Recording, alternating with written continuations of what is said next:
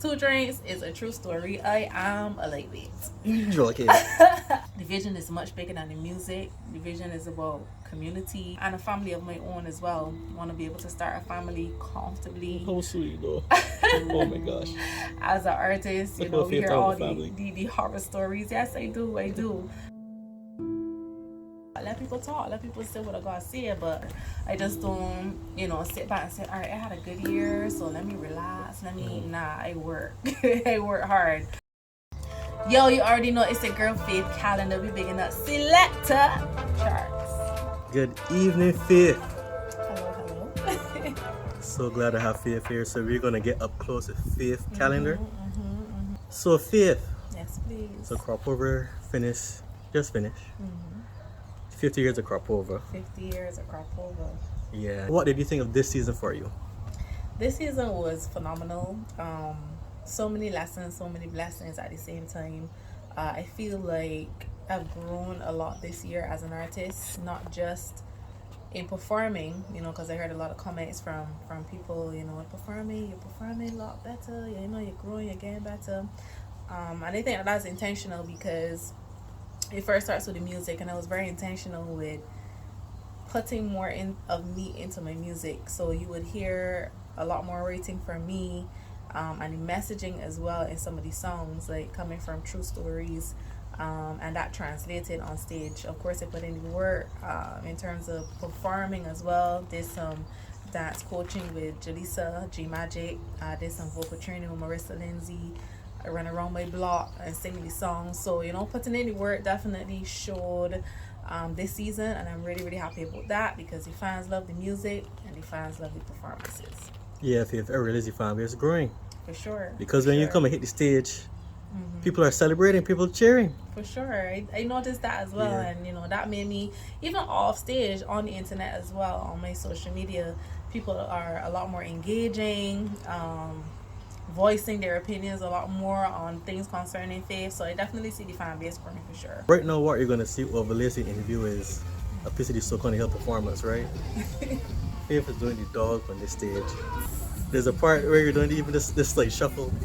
So the confidence and the comfort level on stage has really grown. For sure. Like, how did you get to that level of comfort?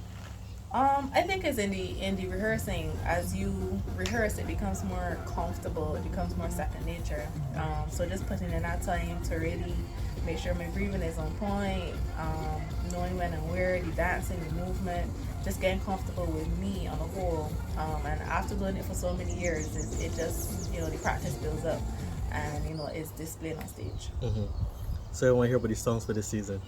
Well, actually, this is the first year we did the least amount of songs. I actually wanted it to be less, but less than what you released. Yes, okay. Intentionally. At the beginning of the season, we were thinking to only release 2 songs. Wow. But you have a plan, and God has a bigger plan. So things fell into place that allowed for more songs, and we felt strong about all 4 of them. So we just let them go.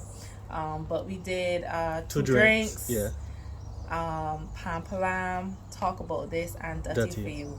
And all of them, all of them have special stories. I don't know if we got time to get into all of them, but just from being able to co-write with the lyrical, having him help me touch up and make something what it was, that was Two Drinks. From Talk About This, the messaging and talking about this, and just connecting with people on that level, because I know they got people out there that going through the same things.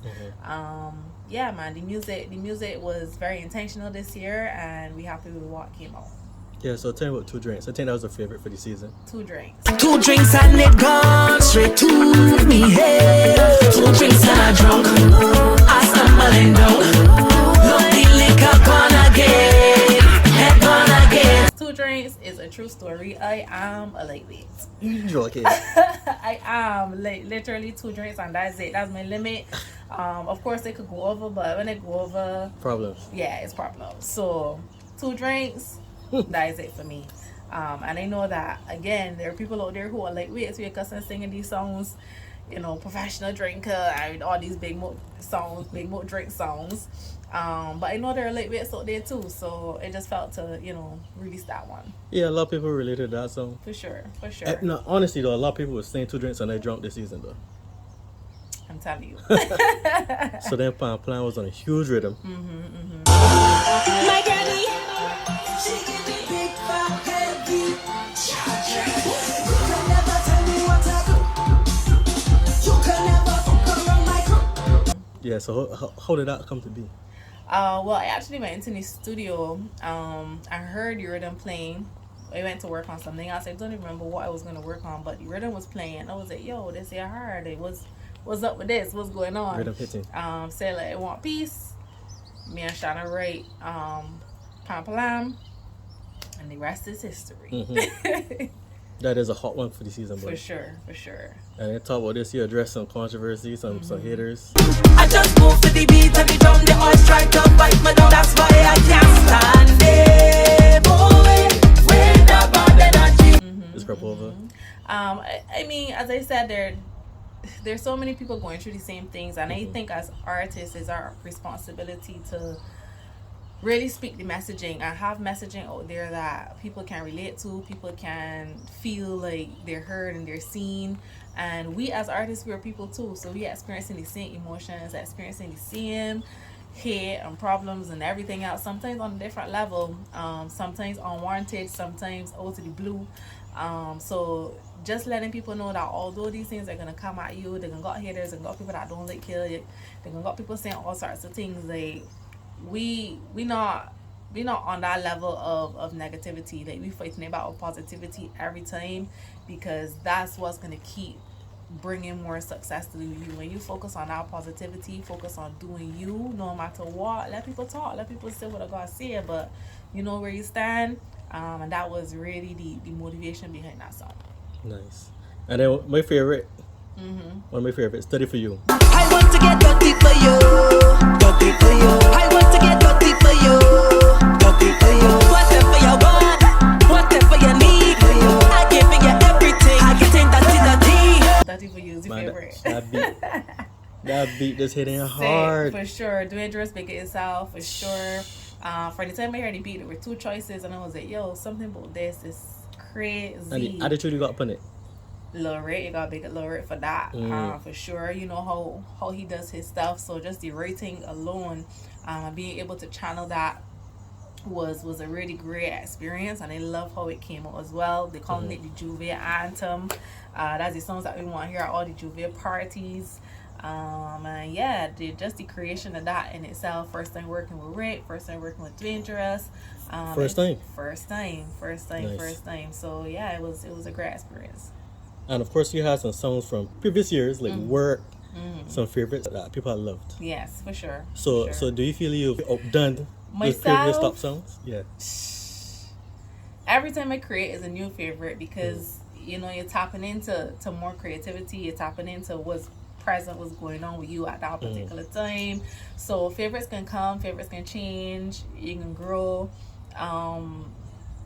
Yeah, like it's so hard to just say, well, I have a favorite song of mine. Because you're always growing, you're always evolving. How do you deal with the pressure and the expectation? Like people want to know, like, every crop over when they see you is checking.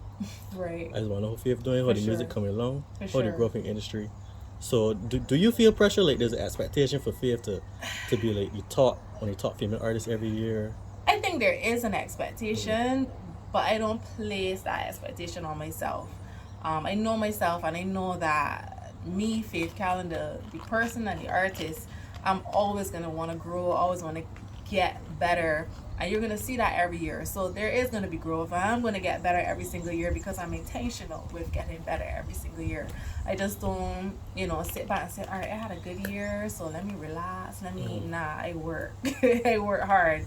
And I continue to do that because, again, just the personal development, the personal growth, I'm hungry for that. So you're always going to see that growth every single year.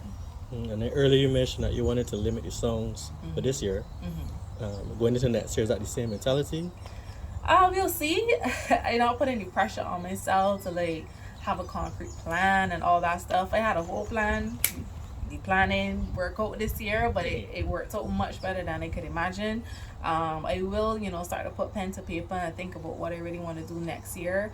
But for right now, it's just going into creation mode. So if I get foolish and 10 songs come out, you might get an album. I don't know. We just wait and see what that creative process is going to look like. And then what was your reasoning for limiting the songs? Was it to have more focus, more for each track? Exactly. I found, yes, you could give the people the long music, but then you have to spread yourself so thin amongst the songs to give it the attention that it needs, the marketing, the promotion, and it's be a lot, photo shoots, videos, interviews, doing this, doing that. So I wanted to really zone in and give each song the attention that it deserves. And I feel when it comes to the marketing and the branding, you gotta be number one in that. I mean, Thank nah, you. I want some bias, but Thank you. even the other artists that I meet is be like, look at Faith's Instagram, look at the music videos, look at the clips, visualizers. Right. You come really strong in that department. Like, where did that mindset come from to have that under control? I guess watching people that I look up to, like, it's so important to have mentors. It's so important to have people that you view as inspiration, and have a vision for where you're going. So if I know that my goal is, the Patrice, the Allisons, the Destras, the Nadias, I'm gonna look on their page and I'm gonna see what they're doing, and run to suit. People dropping videos, if you gotta drop videos. People on the social media, on top of social media, you gotta be on top of social media, because it's a dream that you're going after, it's a goal that you're going after, and you can't just hope that things work out. You gotta do what's required, and all those things are part of being an artist. So all those things I try to, give my attention to as well. Right, Faith. So you're still young in the game, but people may not know, but you've been doing soca and performing for a while. For sure. A while. This is what, 11 years now? It's 10 years now. So where would you have gotten your start? My start is soca, Yeah. because I've been singing for a little while before that. My start in soca came right after the Callender competition. That was a big deal when 2014. Faith was performing Yes. on the scene. So winning that competition allowed me to have some funding to start investing in my music. So every cent I had from then till now been funneled into my music. So that was actually the kickoff, the Callender Girl competition. Yes, that was the kickoff. Amazing. I linked up with Blood, and he was one of the persons that told me, well, you don't try to sing us in soca. And I was like, all right, let me see. And I did that. I fell in love with performing it, writing it, and here we are 10 years later. So you mentioned Patrice, you mentioned Destra. Obviously you got a vision for yourself, Faith. So where are you aiming at? Where do you see yourself going? One of the top artists, and I won't put female before that, one of the top artists, period, from Barbados to take soca to the world. That's the mission.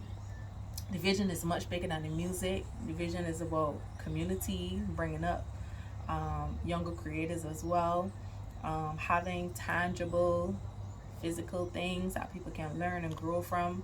I find in our industry, in our communities, Caribbean and stuff, we don't have a lot of reach back. We don't have a lot of resources that we can use in the music world. Yes, they got people we could pull inspiration from and all that good stuff, but things that can actually help to propel an artist, we've got to figure out a lot of things ourselves. And I want to be able to kind of bridge that gap as they grow, and I could, share some things that I've learned along the way, in a way, obviously, that will not take away from my artistry, but still add to others as well. So we spent this whole time talking about soca, but you have dabbled in dancehall too. Yeah. Is that something you'll continue to do? I would say the influence of dancehall you'll be able to hear in my music, because that's something that I love and something that I grew up on as well. So before soca, I would be singing dancehall songs and stuff in the, what you would call it, the St. Lawrence Gaps and those types of places. Yeah, the club scene, the restaurant scene. Those are songs that I will pull for very quickly. So again, being intentional with the music and talk about this, you will hear a little bit of influence of dancehall, a little bit of influence of Afro, and soca, of course, and that's kind of the direction that we want to take with music, having all the elements that make me what music I grew upon, what music I grew to love, and just kind of merging everything together. And then in historically, how do you really like overcome the challenges, like stumbling blocks in the industry? Like maybe you have writer's block. Some artists just take a full year off because they're just so frustrated. How do you overcome the challenges as an artist? There's so many challenges as an artist. Not even talking about the challenges as a human being, and for me, all of them can have different solutions. But the main thing is keeping God in the center and understanding that everything is happening for a reason. Don't take everything personal. Just little things that I would take away from connecting with God, connecting with self, like really focusing on your personal development and your mental health. I'm finding little ways to keep yourself grounded, whether it's having a little beach day, linking up with friends that you could rely on, meditation, yoga, just finding things to keep yourself grounded within those challenges, because they are going to come. But you got to talk to yourself positively. You got to have those affirmations. You got to have ways that you can personally overcome them, because sometimes it's hard to rely on people to help you get over those challenges. So I would say keep God in the center and know that, again, everything happens for a reason, and don't take everything personally. Having a strong support system. Having a strong support system. Faith, real mature people. She know to handle these things. So now going forward now into 2025, do you have a plan as yet? I know you mentioned you want to take a little break because it's been tough. Yes.